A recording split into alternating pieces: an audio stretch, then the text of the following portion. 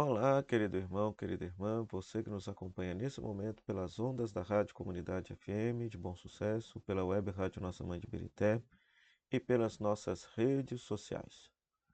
Seja bem-vindo ao nosso programa O Pão da Palavra. Sou o Padre Frei Inácio José, pároco da paróquia de Nossa Senhora das Mercês, doutorando em Teologia Bíblica pela Faculdade Jesuíta de Filosofia e Teologia. Hoje nós estamos celebrando a solenidade da Santíssima Trindade, Deus que se revelou como Pai, Filho e Espírito Santo.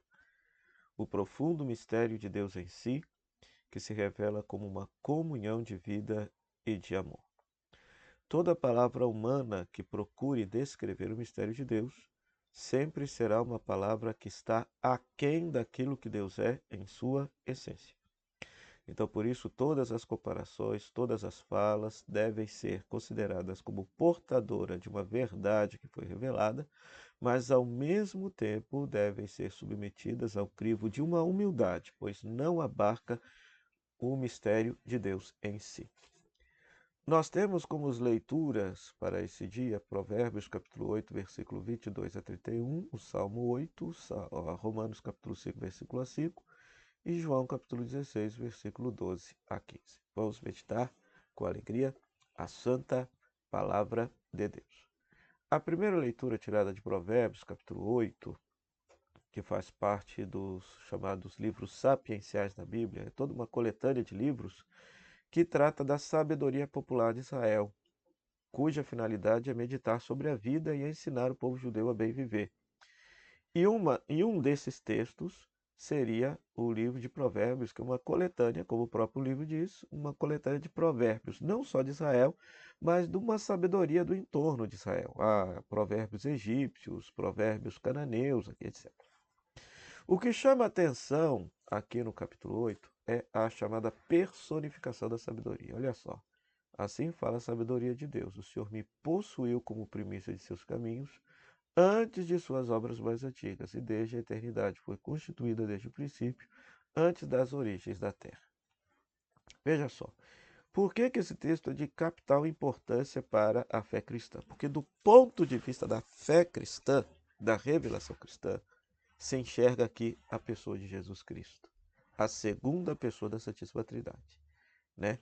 Ou o Verbo de Deus, né? Quando nós lemos o prólogo de João, João capítulo 1, aquele início do Evangelho de João, se fala que no princípio era Deus, o princípio era o Verbo era Deus, o Verbo estava com Deus, tudo foi feito por meio dele, e o Verbo se fez carne e habitou entre nós. Então, a igreja primitiva sempre entendeu que este Verbo de Deus de João 1 se trata desta sabedoria que existia antes de todas as coisas e que auxiliou a Deus a fazer todas as coisas. Se existia antes de todas as coisas, e veja só, aqui no versículo,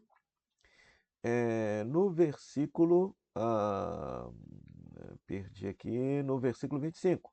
Antes que fossem estabelecidas as montanhas, antes das colinas, fui gerada. E aqui que está o detalhe. Essa sabedoria não é uma criatura divina. Ela foi gerada por Deus.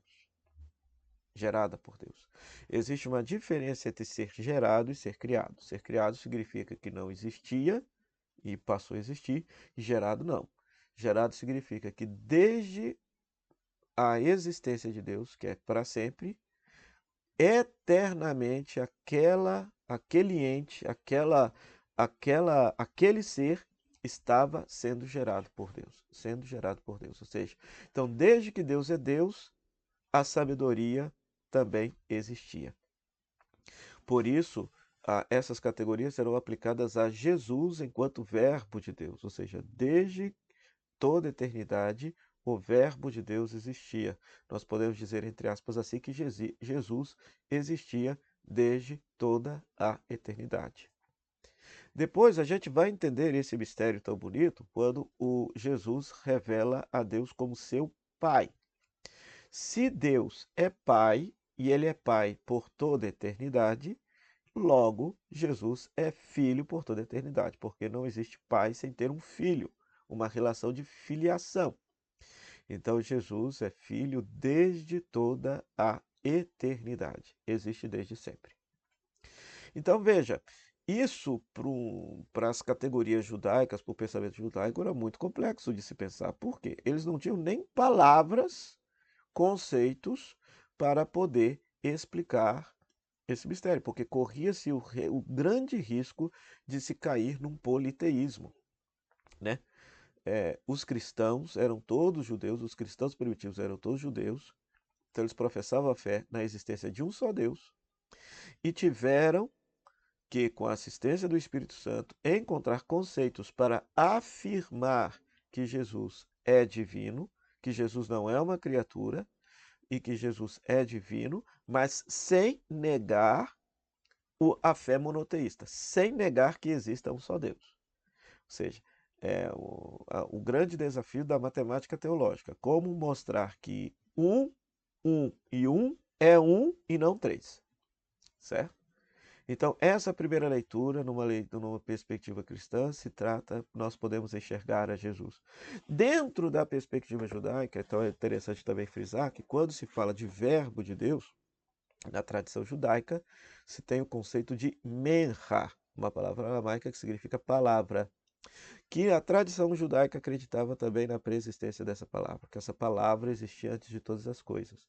E ela aparece lá no livro de Gênesis. Por quê? Porque no livro do Gênesis, exceto ao ser humano, quando Deus modela o ser humano com suas próprias mãos, entre aspas, segundo a analogia bíblica, todas as demais realidades são criadas pela palavra de Deus. Deus fala assim: faça-se a luz e a luz se faz.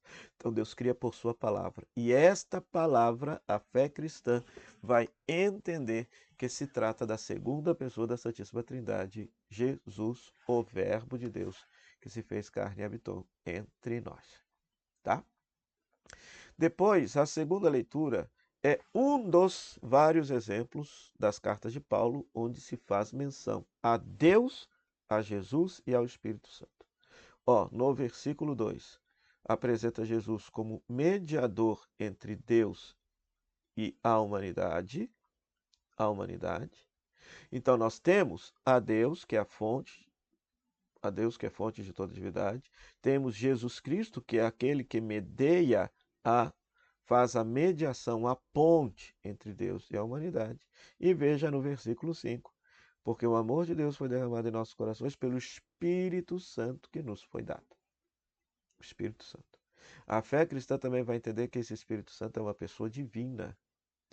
Na linguagem tradicional de Santo Agostinho, o Espírito Santo é nada mais e nada menos o amor eterno entre o Pai e o Filho que os vincula, que os une por toda a eternidade.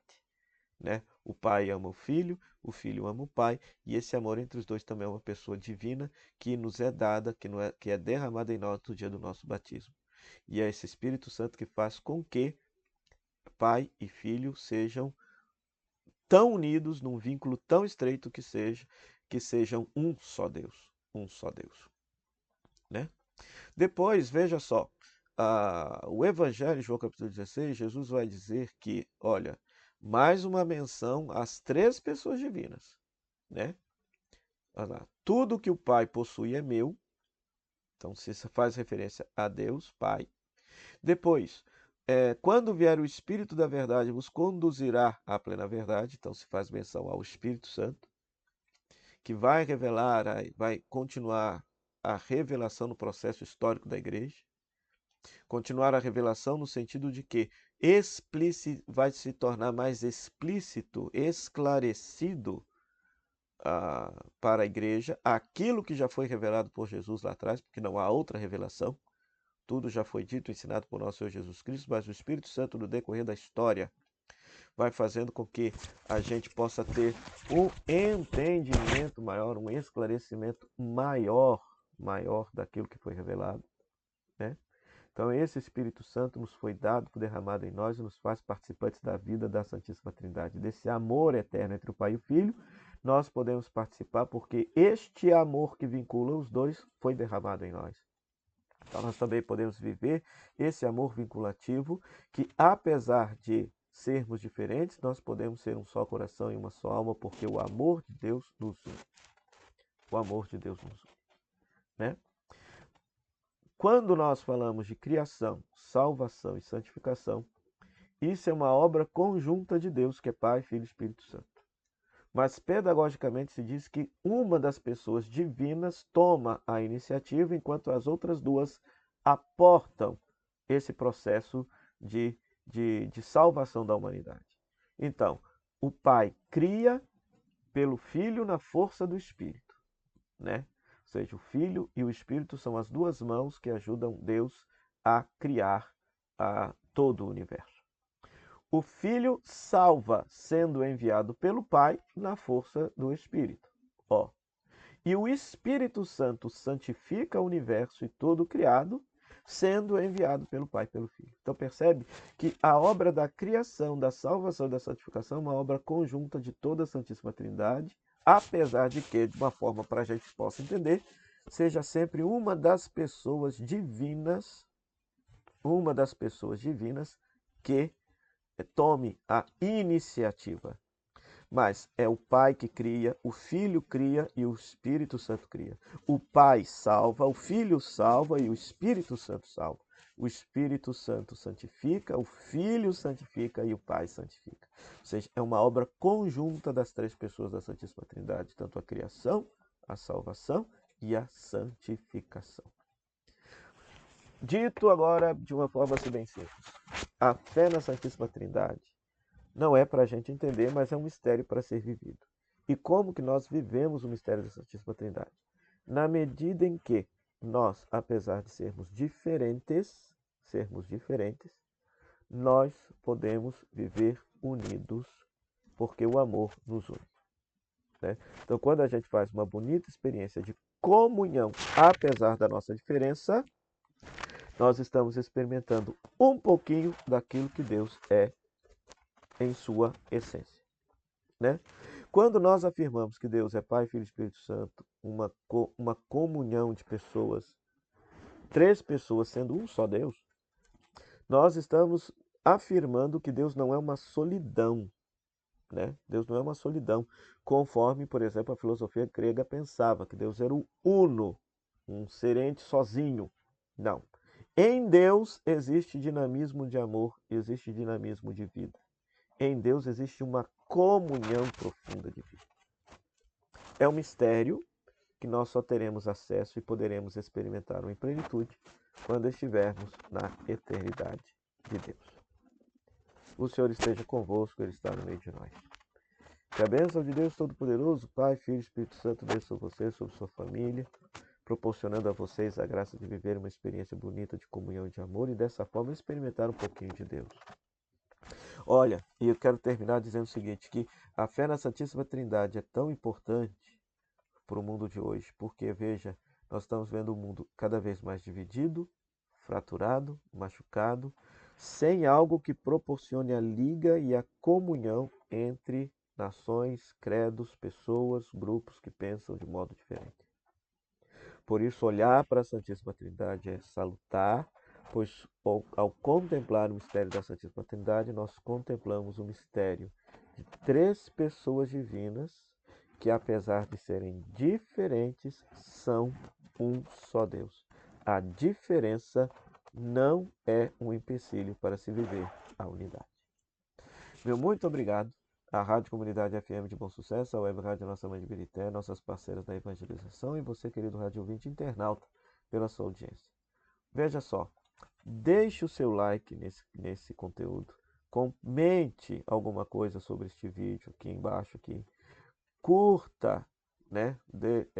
Compartilhe nas suas redes e se inscreva no nosso canal se você ainda não é inscrito. Isso mostrará que esse conteúdo é relevante e pode chegar para mais gente, tá bom?